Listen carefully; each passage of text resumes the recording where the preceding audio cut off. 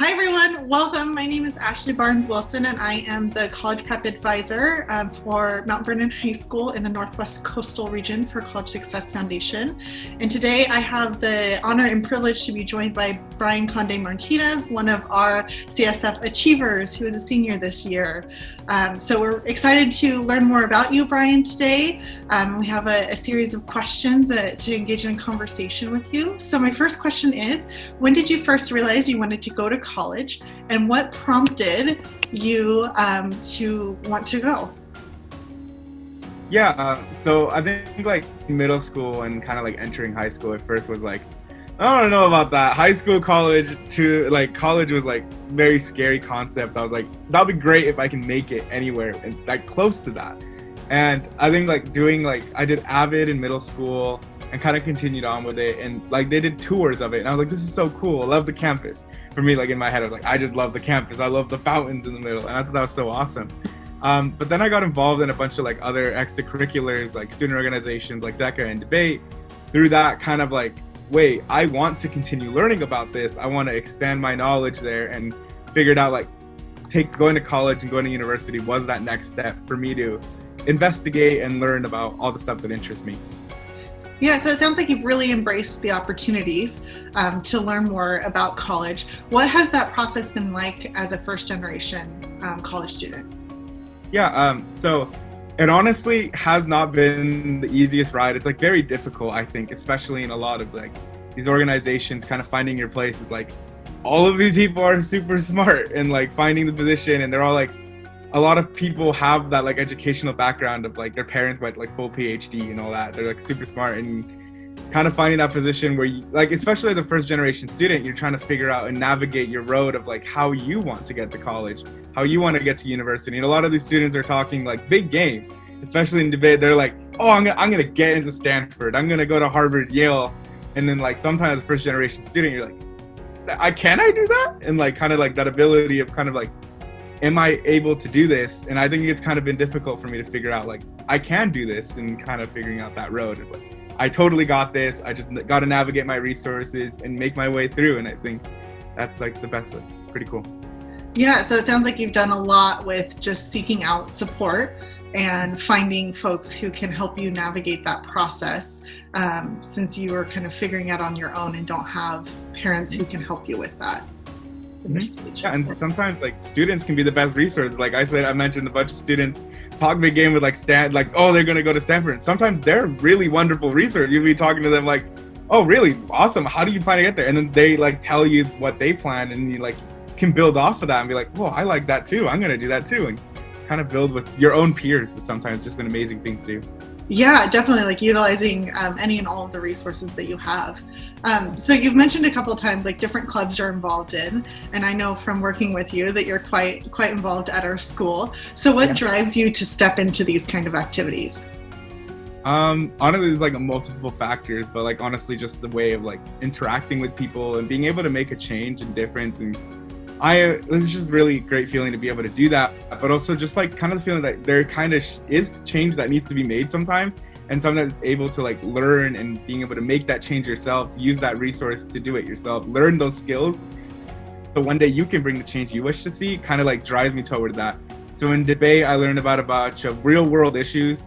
In politics. In DECA, I learned about issues going on in business that I can learn about and kind of figure out like, oh, I want to take on this challenge. It's kind of like, it's just really cool to be able to take that on, and that kind of motivates me to bring my change to the world and bring like my impact.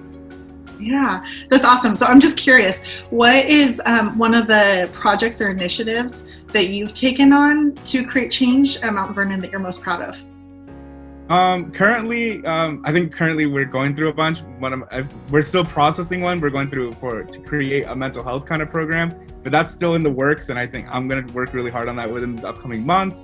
But one that was really cool for me to engage with, and I have to give a big shout out to like my SB advisor, Mr. Hornbacher, but like engaging with Hispanic Heritage Month was just a really great experience, talking with like learning from local businesses, being able to give those interviews and like learn Native American Heritage Month.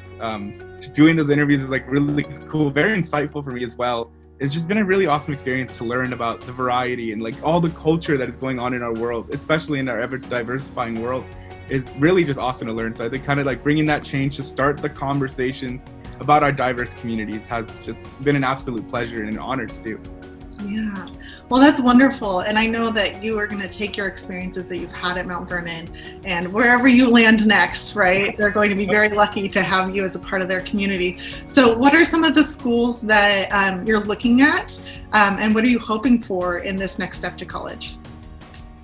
Ooh, I guess I'm definitely looking at the same schools like UW Seattle. I applied to UW Bothell as well, but I really interested in the kind of that Foster School of Business thing. Hopefully, who knows, fingers crossed, not out yet, but really cool component there. And the change I wish to bring is kind of continuing my skills as going through. I think one thing I always mention a lot sometimes in my conversations is that I kind of want to be a well-rounded global citizen.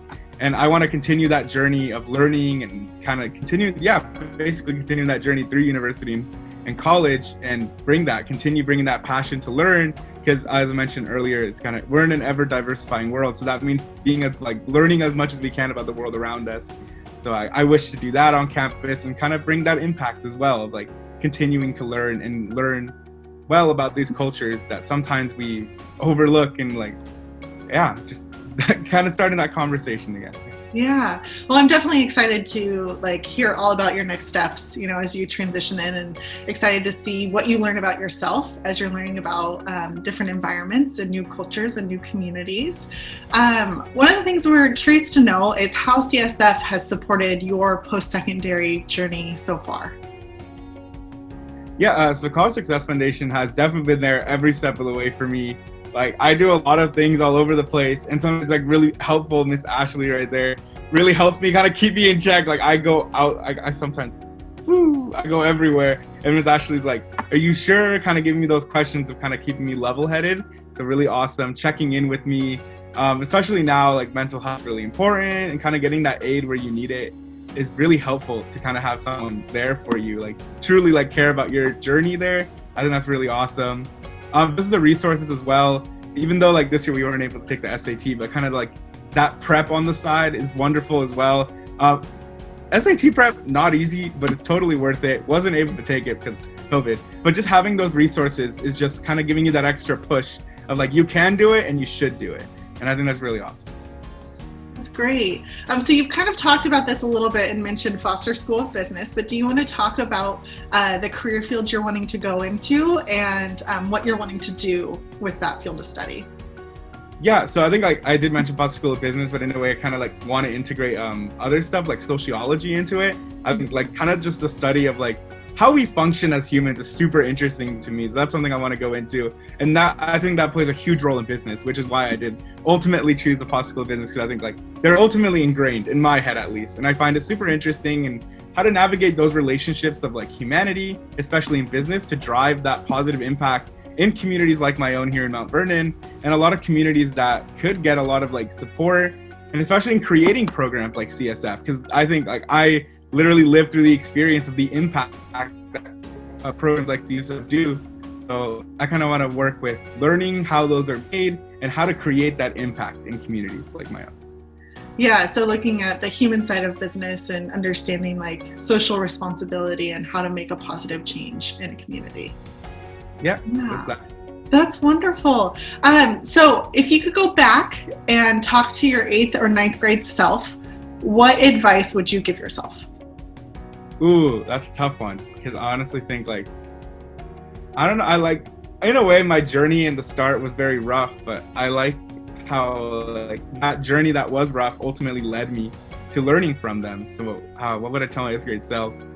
I guess I would just say be confident in who you are. You are who you are, and that's fine. You can bring who you are, let those colors shine, and eventually you will be formed to the person you want to be through your experiences. I think that's all I would say. No background, no context. Just give out that quote and say, let them fly from there. Because I think ultimately the best teacher is experience.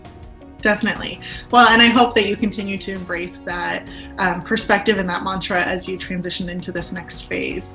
So is there any last lingering thoughts that you want to share with folks about your story, your journey, or about the importance of college to you?